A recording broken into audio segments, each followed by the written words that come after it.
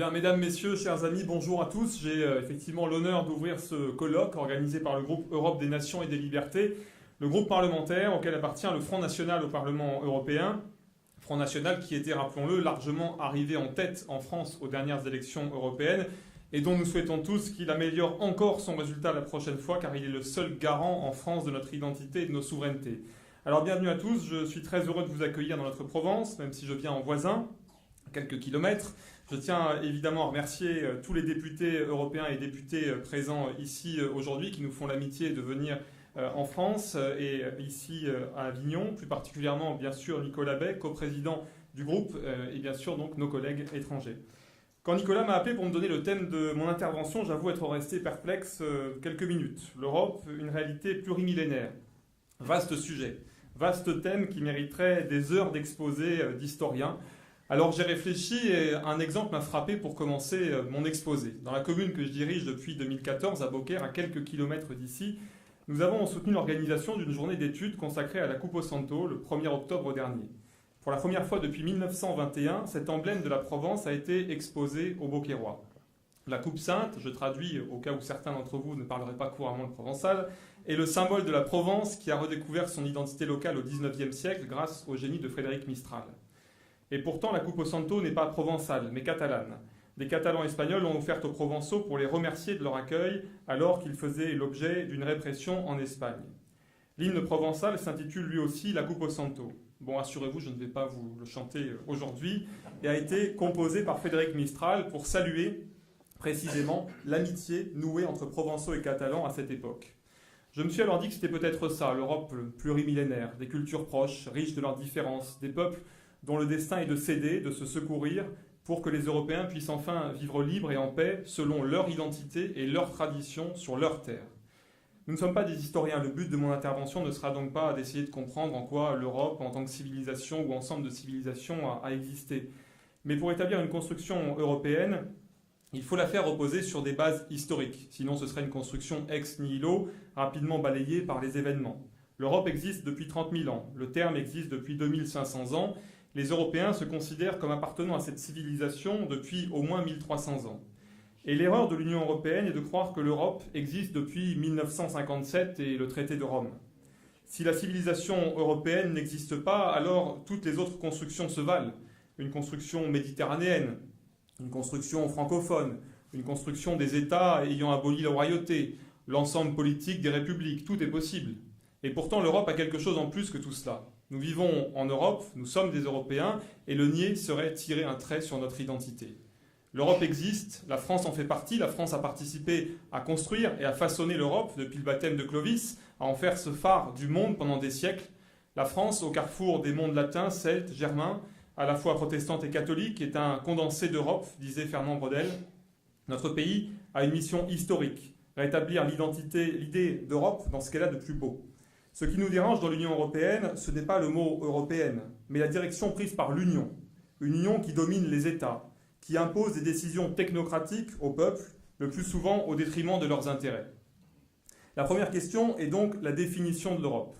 L'Europe, dans la mythologie grecque, est une déesse aux grands yeux et qui voit loin, qui vit en Asie mineure. Enlevée par Zeus, tombé amoureux de cette déesse, elle est installée par le dieu suprême en Crète. Dès l'origine, cette déesse au regard lointain peut symboliser cette envie presque prométhéenne, caractéristique des Européens, d'aller toujours plus loin, de découvrir, de se projeter. C'est un des premiers éléments de l'identité européenne. Postée aux frontières de l'Europe, au contact des civilisations d'Asie mineure, elle porte son regard à l'extérieur. Elle veut découvrir et comprendre ce que sont les autres, pour mieux se définir elle-même. Cette constante européenne qui poussera les Vikings, les Magellans, les Christophe Colomb, les Vasco de Gama à partir à l'aventure sur leurs navires. L'expression contemporaine de ce besoin impérieux sont les voyages spatiaux, aller sur la Lune, sur Mars, aller de l'avant, ou reculer irrésistiblement. Quand les Européens renoncent à avancer, ils s'enfoncent. Pour revenir à cette déesse, depuis la Crète, elle borne l'Europe, elle la limite. Voici pour la frontière orientale. Ce sera le Bosphore qui sépare deux civilisations. Tous les territoires à l'ouest font partie de l'Europe. Les éléments extérieurs, et donc à l'époque venant de l'Asie, ne font pas partie de l'Europe. Les Grecs et leurs cités étaient aux avant-postes de l'Europe. Le premier sentiment d'appartenance naît d'ailleurs face aux invasions perses. Face à l'altérité, les Grecs découvrent ce qui les unit, ce qui les rapproche. Cette première grande civilisation européenne qu'était la Grèce antique a bien sûr essaimé. Ici en Provence, les Phocéens ont créé le plus grand port de l'Antiquité, Marseille, mais la Grèce a peu à peu décliné. La grandeur européenne a alors été récupérée par la Rome antique. Les Romains considéraient d'ailleurs qu'Énée était le père fondateur de leur civilisation dont descendent Rémus et Romulus. Énée était un Grec de la cité de Troie qui avait fui le pillage de sa ville par Ulysse et ses alliés. La continuité légendaire traduit une continuité historique, puisque la philosophie, la littérature, la mythologie romaine sont issues directement des Grecs.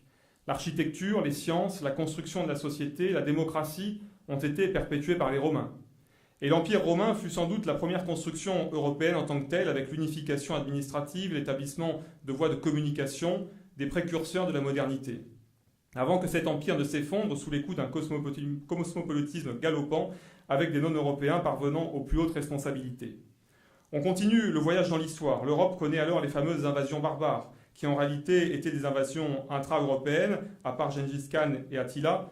L'Europe ensuite se reconstruit sur l'idée de la chrétienté qui réunit tous ces peuples. Les cathédrales se construisent, les universités se développent. C'est une nouvelle ère en commun qui s'ouvre, le temps des cathédrales et de la chrétienté triomphante. Depuis le Moyen-Âge, l'Europe entière est traversée des mêmes mouvements philosophiques et politiques, l'humanisme, le rationalisme, les Lumières, l'affirmation des nations depuis le XVIIIe siècle. Cette continuité historique partagée plonge ses sources dans les racines ancestrales. Au cœur des esprits européens persiste ce désir de vivre en homme libre. Ce n'est pas un hasard si les Européens ont inventé la démocratie. Cette tradition de l'homme libre sera perpétuée plus tard par les chevaliers qui protègent leur peuple parce qu'ils portent l'épée. Ce sont là les expressions d'une communauté de vues, d'esprit, de philosophie. Cette communauté existe et elle s'est surtout construite face aux autres, face à l'altérité. L'Europe face à ceux qui veulent la détruire. Je vous l'ai déjà dit, la première prise de conscience d'un nous grec a été possible grâce à l'affrontement avec un autre, perse. La première mention du terme européen date de 754, il faisait référence à une bataille devenue fondatrice, la bataille de Poitiers, où les soldats de Charles Martel arrêtèrent l'invasion arabe déjà. Européen désigne alors l'union des Germains, Francs, Saxons, Lombards, qui ont tenu tête à l'envahisseur. Cette bataille fondatrice est différente des nombreuses guerres européennes qui se déroulaient déjà et qui se dérouleront encore après. Il s'agit d'une guerre pour la survie d'une civilisation qu'un ennemi en tout point étranger veut abattre.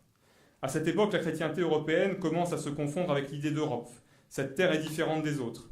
Elle est habitée par des peuples cousins qui n'ont pas vocation à se détruire, à s'annihiler. Quand des Européens envahissent une province européenne, ils ne vont pas détruire la culture locale, ils ne vont pas raser les cathédrales existantes, puisque tous prient à l'intérieur. Quelques siècles avant, les Romains n'ont pas exterminé les peuples de la Gaule. Les Gaulois ont épousé les mœurs romaines parce qu'ils en sont proches. Les individus extérieurs à l'Europe ont pu s'y fondre, s'y assimiler. Pas des peuples entiers. Les Gaulois ont su s'adapter, s'assimiler à Rome parce que ce sont des cousins. Les Perses dans l'Antiquité, les Arabes au début du Moyen-Âge, les Ottomans quelques siècles après, ces affrontements ont fondé l'idée d'Europe. Déjà, les croisades étaient des guerres défensives. Les paysans qui traversèrent l'Europe à pied allaient défendre le tombeau du Christ. Il ne s'agissait pas de coloniser ou d'imposer une culture, mais de protéger la chrétienté. D'ailleurs, à ceux qui essaient de culpabiliser l'Europe à propos des croisades, n'hésitez pas à leur rappeler que les 7 siècles d'occupation en Espagne, où les chrétiens et les juifs étaient des dhimmis. Mais les chrétiens ont échoué à protéger le tombeau du Christ et Jérusalem. Ils ont même perdu Constantinople et la cathédrale Sainte-Sophie, qui sera transformée en mosquée, préférant sans doute discuter du sexe des anges. Toute analogie avec la théorie du genre ne serait d'ailleurs pas fortuite. Alors, l'Empire ottoman, il a étendu ses bras sur l'Europe, occupant les Balkans pendant 400 ans.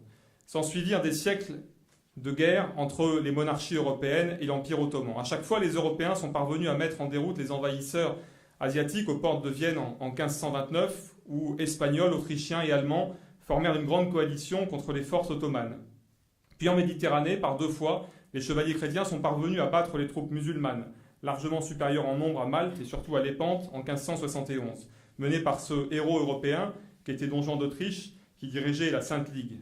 À chaque fois, ces guerriers furent célébrés comme des sauveurs de la chrétienté, des sauveurs de l'Europe contre ceux qui voulaient la détruire.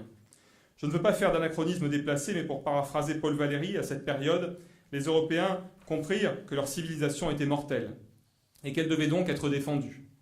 On me répondra, oui, mais les guerres européennes étaient plus fréquentes, plus violentes. Effectivement, il est plus facile de faire la guerre à son voisin qu'à un lointain empire. Effectivement, les Européens se sont fait la guerre pendant des siècles.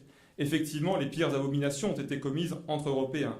J'y opposerai 2 éléments fondamentaux. D'abord, quand un ennemi extérieur se faisait trop menaçant, les Européens ont toujours su trouver les ressources en eux pour s'unir face à ce péril. Et n'ont cessé leurs efforts jusqu'à ce que cet ennemi soit expulsé de notre terre, dussent ce combat durer des siècles, comme dans les Balkans. Surtout, l'Europe s'est perdue au XXe siècle quand elle a oublié son identité. Et c'est aussi le sujet d'aujourd'hui, car ces crimes ont été commis au nom d'idéologies qui avaient pour ambition de dominer le monde, pas de vivre en paix sur Terre. Ces crimes ont été commis quand l'Europe a oublié le fondement philosophique de son identité, la limite. L'âme européenne repose sur cette idée fondamentale que le monde est une harmonie qui, si elle est bouleversée, court à la catastrophe. La limite, c'est ce que nous enseigne le mythe fondateur de Prométhée qui a volé le feu aux dieux pour le donner aux hommes. Le progrès, pour le progrès, est une pulsion de mort. Il doit être limité par la morale, l'éthique, la tradition, la nature. Un socle indépassable qui détermine ce que l'on est, la voie que l'on doit suivre. L'Europe se perd quand elle veut faire table rase du passé, quand elle a voulu créer un homme nouveau produit d'idéologie totalitaire, quand elle veut imposer sa civilisation à l'ensemble de la planète, quand elle instaure un libéralisme absolu et illimité qui détruit la nature, qui détruit notre nature. L'Europe se perd quand elle se pense fondée uniquement sur des concepts comme les droits de l'homme ou l'économie de marché, quand elle fait citoyens tous ceux qui se reconnaissent dans ses valeurs au mépris de 30 000 ans d'histoire et d'héritage. L'Europe, comme la France, n'est pas une idée. Toutes deux sont des réalités charnelles que chacun vit, fait vivre et a comme devoir impérieux de transmettre. L'Europe, c'est une civilisation plurimillénaire, l'une des plus brillantes que la Terre ait portée. L'Europe est composée de peuples venus au fond des âges qui ont conquis le monde, bâti des immeubles qui se perdent dans les nuages, voyagé dans l'espace, créé des villes flottantes, produit les technologies les plus brillantes et les armes les plus terribles. Pour paraphraser Napoléon, j'assume tout. Du Parthénon à la fusée Ariane, non pas qu'il faille être fier de tout, mais personne n'a le droit de nier notre héritage. L'Union européenne actuelle veut incarner l'Europe. Elle n'en incarne que la négation, en fait. L'Europe que nous voulons, nous, c'est une continuité historique. De l'Empire romain au Saint-Empire, en passant par Charlemagne et Napoléon, la volonté d'unifier l'Europe est une constante historique. Elle a toujours existé et existera toujours. Parce que toujours, des peuples frères voudront se rassembler pour être plus forts, pour vivre ensemble en paix. Mais toutes les expériences passées l'ont démontré, l'Europe est forte de sa diversité. Ce mot-là n'est pas vulgaire s'il est employé à bon escient. L'Empire napoléonien, une des plus formidables épopées militaires et héroïques françaises, mais qui a néanmoins imposé une révolution typiquement française aux autres nations européennes, l'Empire napoléonien, donc, comme l'Union européenne, ne se sont construits qu'en voulant effacer les spécificités, les différences. Aujourd'hui, l'Union européenne, elle écrase littéralement les peuples. En restreignant les libertés des peuples à se diriger, nous avons oublié le principe fondateur des nations, le droit des peuples à disposer d'eux-mêmes. D'ailleurs, puisqu'il le dit mieux que je ne pourrais jamais le faire, je préfère citer Albert Camus. Unité et diversité, et jamais l'une sans l'autre, n'est-ce pas la formule même de notre Europe ? Elle a vécu de ses contradictions et s'est enrichie de ses différences, et par le dépassement continuel qu'elle en fait, elle a créé une civilisation dont le monde entier dépend, même quand il la rejette. C'est pourquoi je ne crois pas à une Europe unifiée sous le poids d'une idéologie ou d'une religion technique qui oublierait ses différences. De Brest à Vladivostok, nous sommes des héritiers du génie européen et c'est à nous de le protéger et de le défendre. Quand d'autres voudraient nous vendre que l'Europe a été créée en 1957 par le traité de Rome, je ne crois pas à cette bureaucratie mortifère.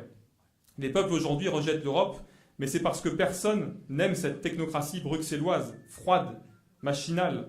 On peut aimer la beauté, la force créatrice, le patrimoine hérité de nos ancêtres, pas un machin créé de toutes pièces qui nie les spécificités de chacun. Sans les nations, sans les peuples, l'Europe est une vue de l'esprit, une création chimérique.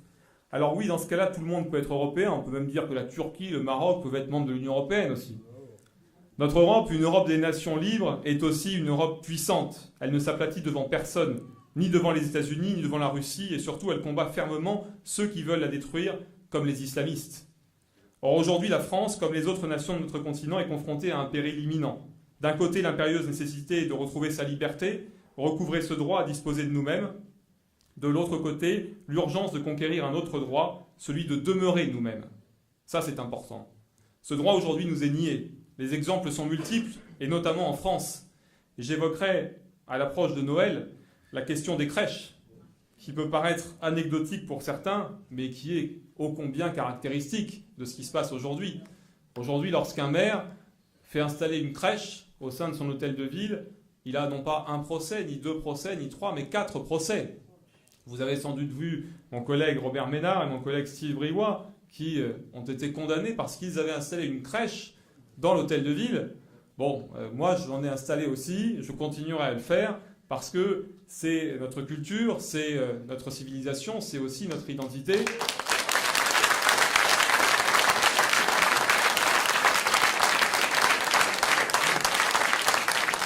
Et je voudrais vous raconter une anecdote qui est ce jour où je suis allé au tribunal avec mon premier adjoint qui est là, qui peut en témoigner, parce que nous avions installé une crèche dans l'hôtel de ville de Beaucaire, aux portes de la Provence tout de même.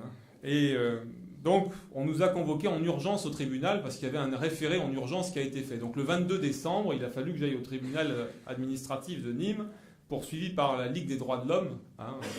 Bon, alors il nous parle d'écriture inclusive, mais ça ne s'appelle pas la Ligue des droits de l'homme et des femmes, ça s'appelle la Ligue des droits de l'homme toujours.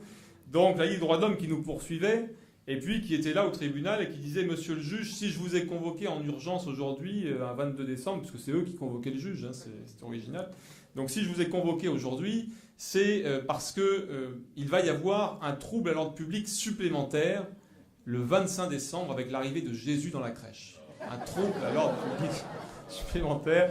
C'est merveilleux. Quand vous entendez ça, vous vous passez, vous vous dites, mais où est-ce qu'ils ont été chercher ça ? Le trouble à l'ordre public, c'est l'arrivée donc de Jésus dans la crèche le 25 décembre. Il faut au moins envoyer les CRS pour ça, c'est évident. Donc voilà ce que nous arrivons à entendre. Et puis l'avocate qui indiquait aussi, et en plus il a osé mettre les rois mages, Gaspard, Melchior, et puis elle cherchait, et puis on lui dit Balthazar. Elle dit oui, mais moi je suis pas catholique. Bon, on lui dit écoutez, il ne suffit pas d'être catholique, il suffit d'avoir de la culture générale, donc vous êtes visiblement dépourvu. Donc les crèches, effectivement, sujet symbolique et sujet caractéristique de ce qui se passe aujourd'hui, parce qu'on essaie de gommer effectivement notre identité, mais on pourrait parler des croix, des calvaires, et puis peut-être qu'on nous demandera un jour aussi d'enlever le mot saint des noms des villes, parce que dans mon département, il y a plus d'une soixantaine de villes qui ont le mot saint dans leur nom. Eh bien, qu'est-ce qu'on nous dira à ce moment-là ? On peut aussi parler de la régression des femmes. Nicolas en parlait très bien tout à l'heure. Alors ce droit de demeurer nous-mêmes, il nous est nié aujourd'hui, je le disais. On nous explique que nous devons tout accepter. Ce n'est plus aux arrivants de s'assimiler à nous, mais à nous de s'assimiler à eux presque bientôt. Et surtout d'accepter tout le monde. On s'enrichirait grâce aux autres. Alors c'est vrai en partie, l'autre nous enrichit, il nous ouvre sur le monde, il nous offre une vision, une expérience que nous ne connaissons pas. Il nous apprend ce que nous ne sommes pas et donc ce que nous sommes aussi. Mais il nous enrichit uniquement s'il reste l'autre. Pas s'il devient la norme sur notre terre, pas s'il impose ses mœurs et ses coutumes, ses niqabs, ses burkinis, ses mosquées. Et à ce titre, en nous imposant une substitution de population et avec elle les attentats islamistes, nos dirigeants d'aujourd'hui trahissent non seulement leur peuple, mais ils trahissent aussi nos identités nationales et identités européennes également. L'Europe que nous voulons est respectueuse de tous les peuples de la Terre. Elle ne s'ingère pas dans leurs affaires internes. Elle sait que les peuples décident pour eux-mêmes. Mais elle se fait aussi respecter parce que, sûre d'elle-même, de son identité et de ce qu'elle est. L'Europe n'est pas respectée parce qu'elle accepte des traditions étrangères sur son sol, qui la défient en priant dans la rue pour réclamer des mosquées toujours plus grandes. Elle n'est pas respectée parce que des bureaucrates illégitimes la dirigent. Elle n'est pas respectée parce qu'elle n'est pas défendue. La Grèce, notre berceau, a été vendue à des investisseurs chinois. Croyez-vous qu'un jour les Chinois vendraient le Palais d'été ou la Grande Muraille ? Que des Indiens vendraient le Taj Mahal ? Ces deux pays se sont vus imposer le joug d'étrangers, d'Européens en l'occurrence. Qu'en a-t-il résulté ? Un profond ressentiment et une colère populaire, puis une révolution légitime. Comment l'histoire s'est-elle terminée ? Eh bien, ces deux pays sont deux grandes puissances mondiales aujourd'hui, sûres de leur force et de leur identité, qui défendent avant tout les intérêts de leur peuple. Eux aussi doivent nous inspirer. Il ne tient qu'à nous, peuple européen, de retrouver la voie de notre grandeur pour que nous puissions vivre libres et respectés par les autres nations. Le premier pas est de retrouver notre mémoire, de renouer avec notre héritage, celui des philosophes d'Athènes, des guerriers de Sparte, des bâtisseurs de cathédrales, des peintres de la Renaissance, des Templiers, protecteurs de l'Europe et des explorateurs du monde, redécouvrir notre héritage pour le transmettre à ceux qui vont nous succéder, passer ce flambeau qui maintient en vie l'âme européenne depuis des millénaires. Si nous ne le faisons pas, nous serons alors les derniers descendants d'une civilisation qui mourra avec nous.